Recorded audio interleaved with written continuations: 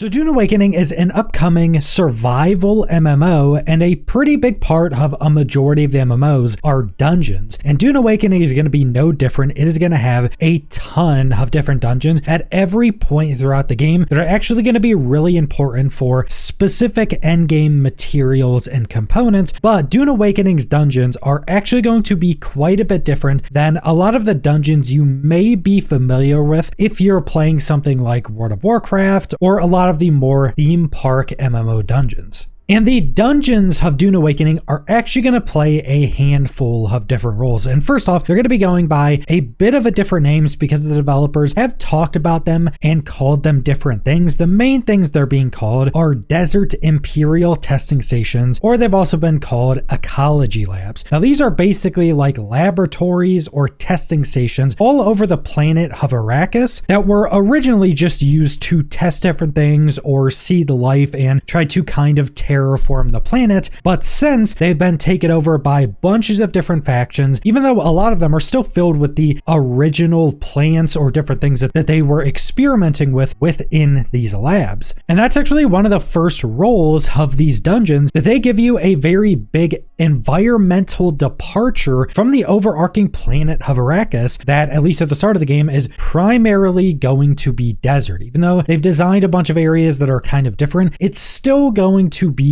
a big desert because that's primarily what Arrakis is. But you can go in one of these ecology labs or these testing stations, and it may be fully filled with different plants or vegetation or whatever else that lab was testing. So there's going to be a lot of different environments you're going to come across when going into these dungeons. And these dungeons are actually going to be very different from most other MMO dungeons, because if you go to a lot of other MMOs dungeons, it's usually much more combat or specific objective focus. Like, let's say you go into a World of Warcraft dungeon, maybe you have to save a handful of people from cages, clear through all the big packs of enemies to get to a boss, and then you basically do that a few more times. Most dungeons will be 3 to 5 bosses with a bunch of groups of enemies between that, and it's primarily focused on that combat. Depending on what game it is, it can also be timed or have much higher difficulties. But in Dune Awakening, the dungeons are going to be much more like Fallout shelters or Fallout bunkers from the Fallout series, or they've even compared them to something like Skyrim dungeons. So I take this to mean it's going to be a bit more focus on exploration, finding all the different little areas to get loot out of, and then the dungeon will usually end with a boss. Now, we have also seen that there's going to be a bunch of other enemies in them, which is also very similar to Fallout or Skyrim dungeons. You're still facing enemies through a majority of the dungeon, but there's going to be a bunch of other stuff within there. Maybe there's going to be some puzzles, maybe traps, things like that. So it's going to be quite a bit different than normal MMO dungeons, but there's still going to be a lot of reasons to go in these. Now, one of the biggest reasons you'd be going into these dungeons is for the loot. Now, it does seem like there's going to be loot scattered throughout the dungeons. There's probably going to be more hidden chests that may give you good loot as well. But once you get to the end and it seems like completed, you'll also be getting one of the much bigger, more opulent chests that we actually went over in my last video where we talked about the unique schematics in the game. It also seems like these chests at the end of dungeons are very similar chests that'll give you a unique schematic and a bunch of other components or rare resources. Like, the developers showed off looting one of the chests in these dungeons, and this player received a Dura Aluminum Arhun K28 lasgun, which is one of the uniques we went over in my last video. They got 2 spice-infused Dura Aluminum ingots. They got 1,600 Solaris coins. They got 1 Buggy Tread 5, which would just be a component of a buggy, and then they got 17 particle capacitors. So a lot of more rare, higher tier loot. Now, what's also really interesting about looting these chests at the end of the dungeons is that it's giving you these specialized components. And we actually got the tutorial pop up when they looted this to tell us what these actually were. And specialized components are described as many items require specialized components to craft. These items and their required components share the same color. So a unique schematic that's purple would require some purple resources, and they share the same marker. Find these components at the locations indicated by their marker.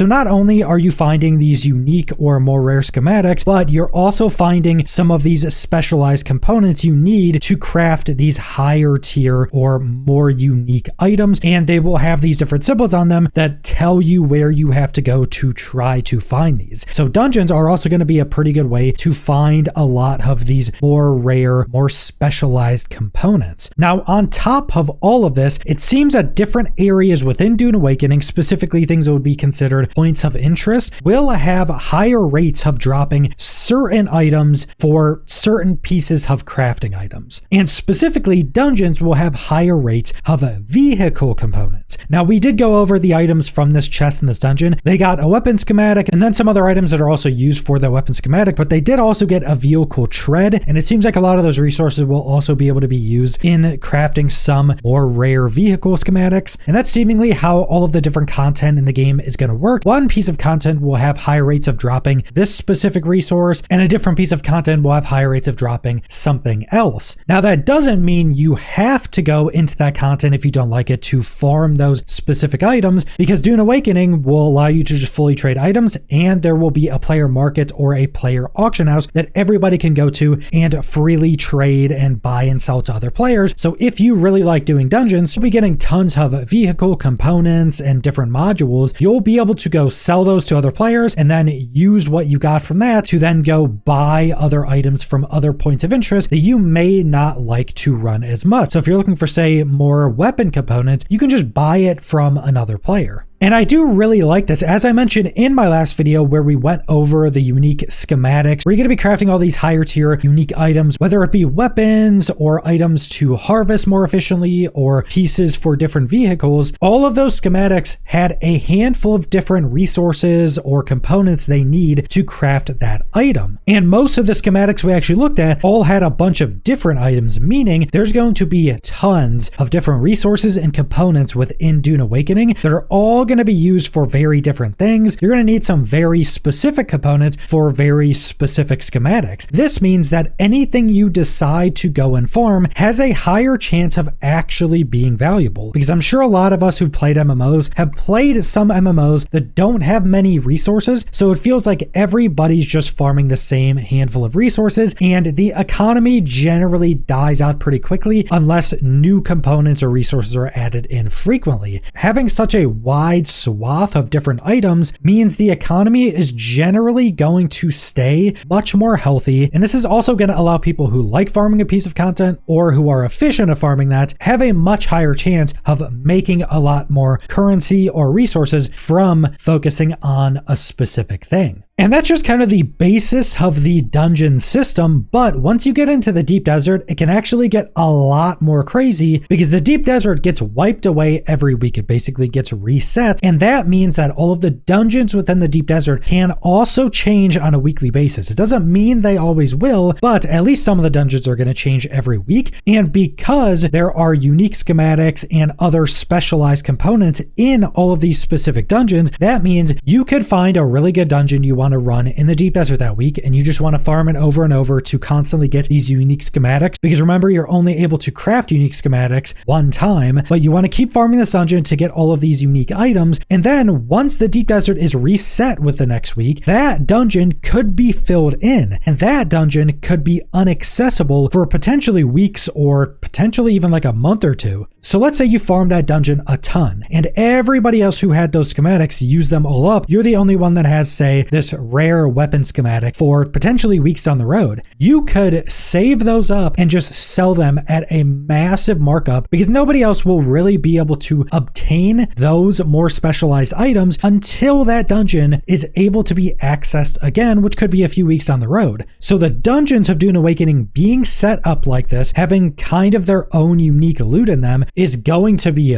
very important in the end game once you get into the deep desert dungeons. So I think dungeons are are actually going to play not only a massive role in being PvE focused content for the players who like it, but also playing a massive role in PvP content, because if you find a dungeon with a super good item in it that's really good for PvP, that's going to have a big impact in fights. But it's also going to be really impactful for the economy for pretty much the same reason, because there's so many unique and specialized items that being able to go farm these things that may not always be accessible can just make players a ton of spice. So I'm pretty excited for the dungeon content of Dune Awakening. I'm a big fan of Fallout and Skyrim, and I do enjoy those dungeons as well. So that style of dungeon is still going to be enjoyable to me, but also just having all of these different dungeons you can go visit and get the unique items out of them. And if you find a really good one, you're going to want to keep farming it because you can't infinitely craft the unique items. So there's just going to be a really big and interesting gameplay loop focused around these dungeons. But that's all I want to go over. So thanks for watching.